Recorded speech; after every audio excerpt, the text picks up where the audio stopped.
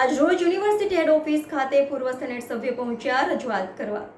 આજરોજ વડોદરાની એમએસ યુનિવર્સિટીની હેડ ઓફિસ ખાતે પૂર્વ સેનેટ સભ્યો તેમજ એમએસયુના પૂર્વ વિદ્યાર્થી નેતાઓ અને વર્તમાન વિદ્યાર્થીઓને સાથે રાખીને વડોદરાના લોકલ વિદ્યાર્થીઓના એડમિશનમાં 70% અનામતના મુદ્દે વીસીને આવેદનપત્ર આપવા પહોંચ્યા હતા, પણ વીસી જાણ થતાં તેઓ હજુ સુધી હેડ ઓફિસ ખાતે પહોંચ્યા નથી। ગેટ બંધ કરી દેવામાં આવ્યો છે।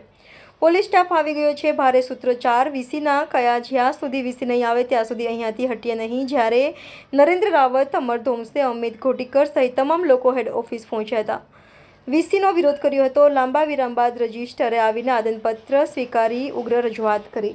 Reporter Rahul Rajput, van news, Vadodara.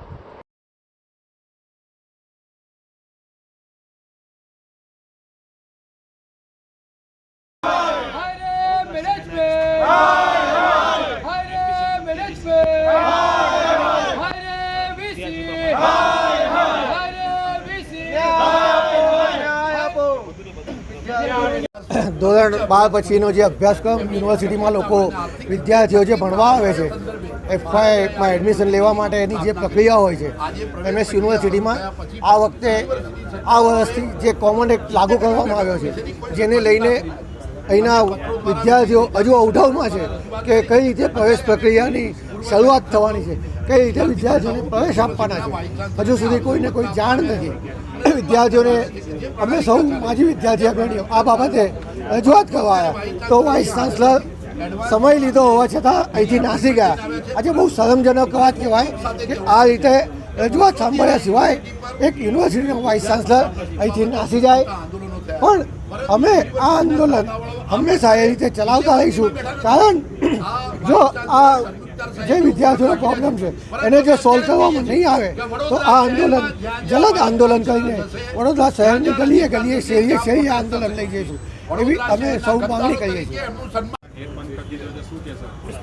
આજે મહારાજા સયાજીરાવ યુનિવર્સિટીની સ્થાપના થઈ, મહારાજા સયાજીરાવ ગાયકવાડે યુનિવર્સિટીની સ્થાપના કરી ત્યારે તેમનું લક્ષ્ય એક જ હતું કે વડોદરાના વિદ્યાર્થીઓનું હિત, વડોદરાના વિદ્યાર્થીઓ અહીંયા ભણે, ઉચ્ચ નામના મેળવે।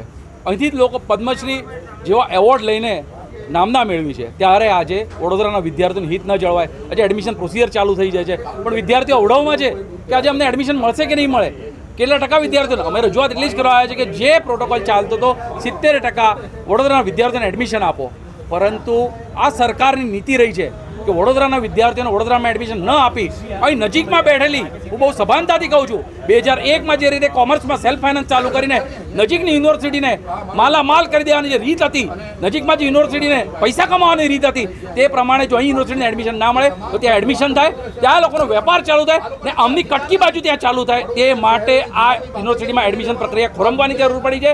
અહીંયા એડમિશન ના મળે એ અવઢવની સ્પતિ તૈયાર કરી છે। તો પારુલ અને સિગ્મા અને બધી કોલેજોમાં તમે જો કે એડમિશન ખુલ્લા મૂકી દેવામાં આવે છે, વિદ્યાર્થીઓ ત્યાં જઈ રહ્યા છે। આજે વીસીને રજૂઆત કરી રહ્યા છે તો વીસી વડોદરા નાગરિકો જ્યારે જાગી ગયા છે ત્યારે વડોદરામાં જે વીસી છે એ ભાગી ગયા છે। એ સૂત્રો સાથે અમે એક પોકાર બોલાવ્યો છે કે વડોદરા શહેરમાં ગલીએ ગલીએ આંદોલન લઈ જઈશું અને ગલીએ ગલીએ આ આંદોલનને રૂપ આપીશું।